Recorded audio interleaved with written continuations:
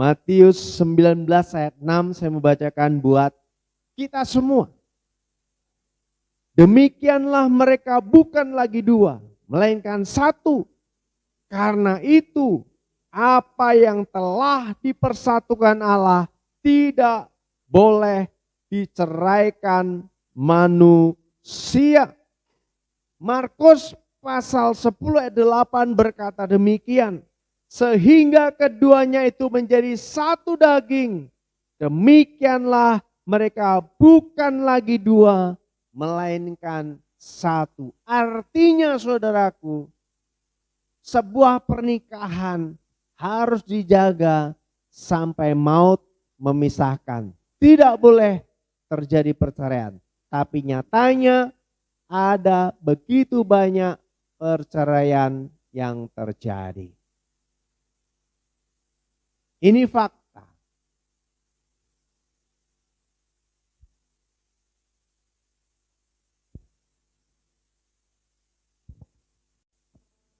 Salam Bapak Ibu, Saudara yang terkasih dalam Tuhan. Kembali kita bertemu dan berjumpa di channel Kirsom Laksono.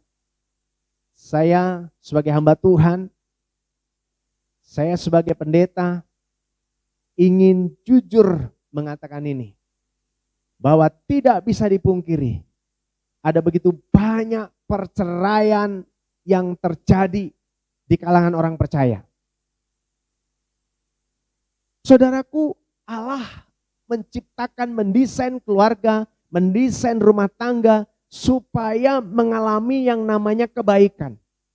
Keadaan baik diberkati, rumah tangga harmonis, rumah tangga bahagia, dan menjadi berkat, mengasihi Tuhan, takut akan Tuhan. Dan ketika seseorang mengambil keputusan, berkomitmen, bertekad untuk menikah, saudaraku, mengambil janji, mengucapkan janji, ikrar untuk saling mengasihi, untuk saling hidup dan mati, sehidup semati. Tetapi saudaraku, ada begitu banyak kenyataan bahwa keluarga-keluarga sekalipun sudah mengikuti konseling pranikah, sudah ada di dalam pembelajaran yang benar, tapi pada akhirnya tidak bisa mempertahankan rumah tangga. Pisah, cerai. Tidak bisa menjaga, memelihara hubungan satu sama lain. Dan selesai. Terjadi perceraian.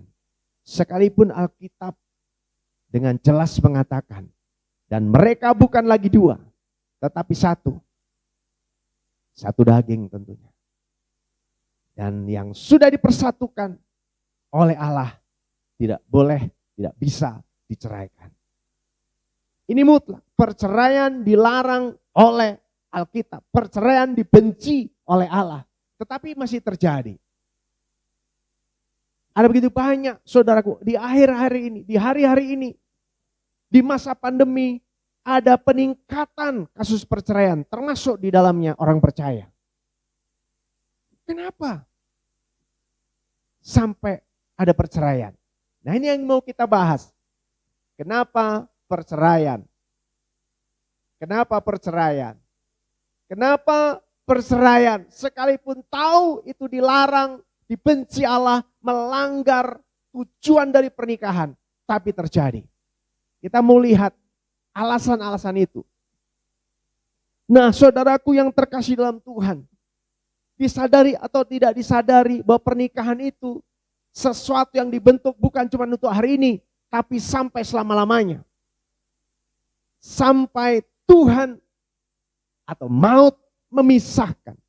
Tetapi pada dasarnya, atau seringkali kita melihat tidak sampai maut yang memisahkan, tapi sebuah atau satu kondisi sehingga keluarga itu tidak bisa mempertahankan lagi dan bercerai. Bubar, selesai.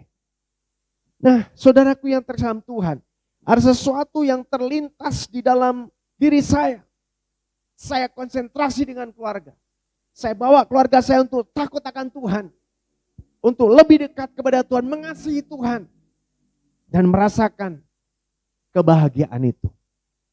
Sebabnya saudaraku, ada beberapa hal yang mengakibatkan perceraian, mengakibatkan rumah tangganya bubar, tidak meneruskan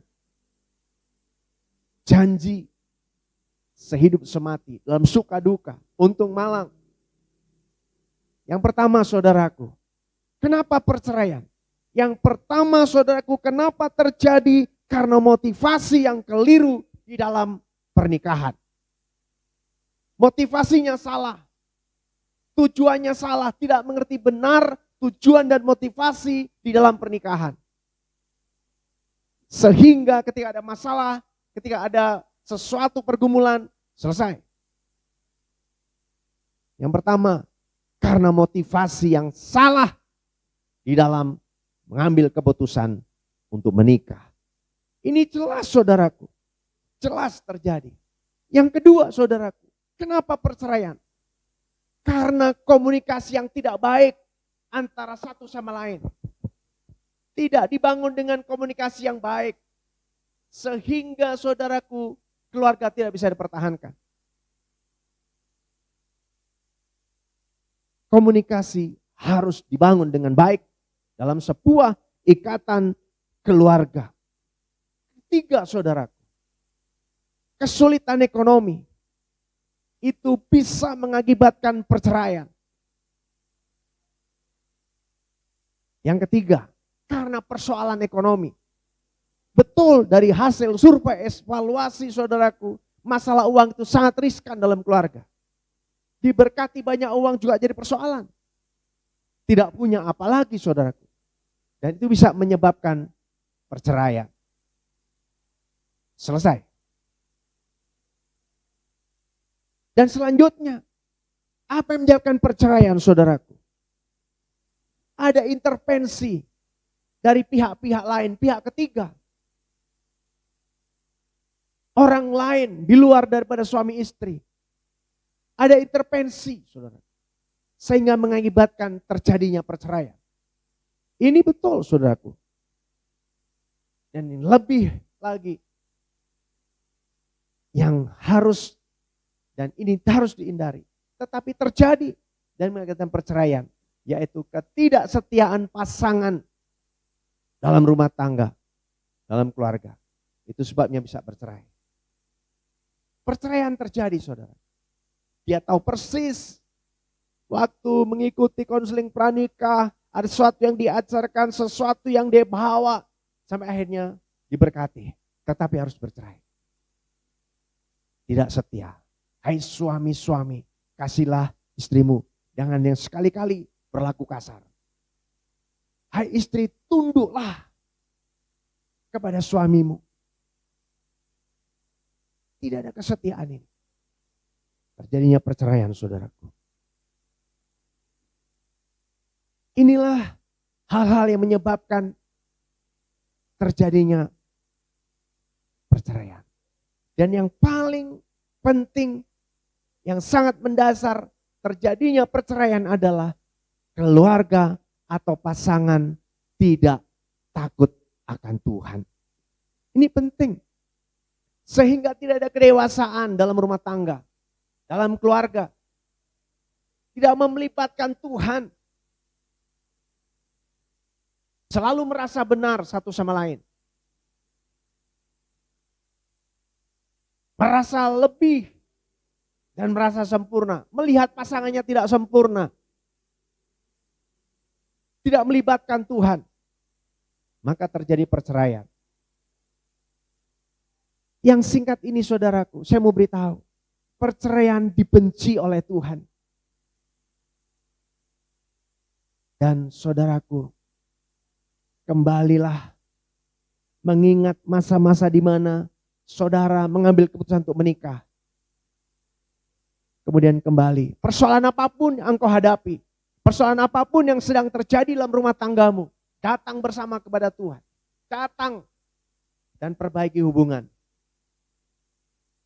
Maka saudara terhindar dari perceraian.